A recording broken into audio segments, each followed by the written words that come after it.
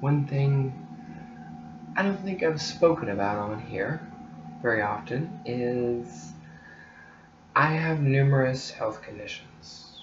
Numerous. Um, I might have addressed it just ever so briefly in a few videos. Either those that I currently have up at the moment of filming this on January 15th, 2018, um, or those that I had in the past and no longer have uploaded. I've deleted probably somewhere in the neighborhood of 600 some odd videos that I once had over my time here on YouTube. And some of those I've retained and downloaded before deleting, but most of which I've just outright deleted. I didn't like the way they were filmed or what have you, and there's the cameo by my by my cat, Lucy Fur. Decided she wanted to walk into camera view, but I don't think I've spoken, like I was saying, about much in regards to my health conditions. Thankfully, none of them are of anything that I personally am concerned with beyond my worries as to what will happen when and if, and mind you, if they progress to be worse than they are. When I was probably 10 or 11, I was regularly consuming anywhere from 1 to as many as 5 2-liters of soda a day. Usually things like the darker sodas, your peppers, your Pibs, things like that. Less so things like cola and what have you. Although when I was not feeling so great and kind of under the weather, I would often be given ginger ale and the clearer sodas, the ones that were meant to help you feel better and just have something to cool and soothe your throat, when you're coughing and all. Just light on your stomach comparatively to what they could be. Yeah, probably water would have been a better choice, just saying. But it's under recommendation by a great many people, my parents having been included in that group. Flash forward to about the age of 15 or 16, and I wound up going to the doctor's office at my local pediatrician, moderately local, a county or two over, and had numerous bouts of chest pains, usually on this side. Well, only prior had I been diagnosed about a year or so before, maybe a little over, a little under, with asthma, with mild childhood asthma, and had been given, an inhaler, that wonderful stuff, and numerous other methods of coping and management throughout the day. Great thing that I became a tobacco user, I say sarcastically. But with these pains that I had, they were on this side of my chest, whereas my asthmatic pains were on this side, or somewhere more towards the central area. Instead, these were over here, and sometimes specifically right about here, give or take, in that area. Often with me grabbing at my chest in pain. Turns out I had what was called mitral valve prolapse, or MVP. It's not as good as it sounds.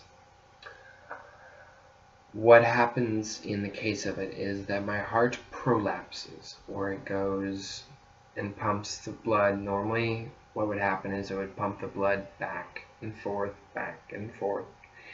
Mine lapses back in on itself, and literally once I have my condition worsen to where that occurs, the stressors, caffeine, low amounts of water, or a drying of my artery, of my valve, and induced stress.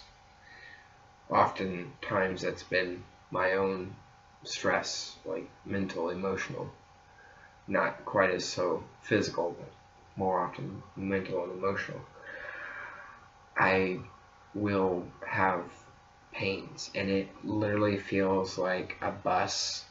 I've described it numerous times as you shave a bus that has an engine block down to a point, throw it at your chest about 90 miles an hour, and then leave it there, that pain, for about anywhere from a few minutes to 8 or 9 hours. And that's exactly what it feels like. It's just a bus just barreling at you and staying there and hurting and painful and unbearable. And all I know how to do is to just grab at my chest and just try to time my breathing along with it, and realize that if I can't do it, it's going to be far worse than it actually is. And I keep worrying and fearing that I won't be able to the next time, that the next time will be the last time, because it's potentially fatal. It has a low degree of potential for the minimal amount of pain I endure, but it is by all means still potential and probable and possible, and is something that I have feared for that entire time since I was 15 or 16, when they described all of the details to me, despite the ways in which I was given as to how to manage it, increase water, decrease stress, and lower caffeine intake. I have pretty much never done any of those, not to any good degree, as I should have. I can hope one day I might, but I haven't. And I'm trying, with a lot of laziness and a lot of giving over to habituation and a lot of feelings of giving up, to actually manage it and actually do well by it. But I don't know if I ever will. And I don't know if, even if I did, if it would matter all that greatly at this time hereafter my original diagnosis. By no means does this mean that I'm, on a danger of immediacy for lethality, but it does mean entirely that it's something that is a great concern and a daily concern of mine since then, multiple times a day, multiple times an hour, in fact.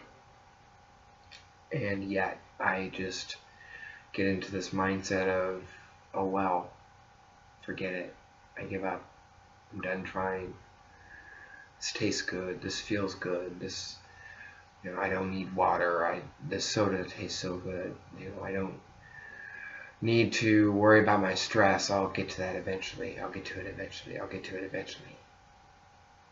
When is eventually? When? When have I gotten to it? And if I don't, will I? All the pediatrician did was they sent me to a specialist, and the pediatrician's recommended specialist put a little bit of petroleum jelly over my chest and held the sonogram up and let me see what it was that was going on with my heart. And they said, with even just prior to that, with a simple 2-finger touch, "Oh, you have a heart murmur." And I'm like, "I have a what?" So it was that simple for diagnoses. It was that easy for them to address. And yet, here I sit, a recovering caffeine enthusiast, to be modest, debatably addict, and by all accounts and admittance by myself and others, quite likely a nicotine addict as well, if not enthusiast. And someone whom has never fully understood how to manage stress nor focus on myself and not worry and wonder and wait for thoughts concerning others. And I don't know. It's just something I felt like sharing.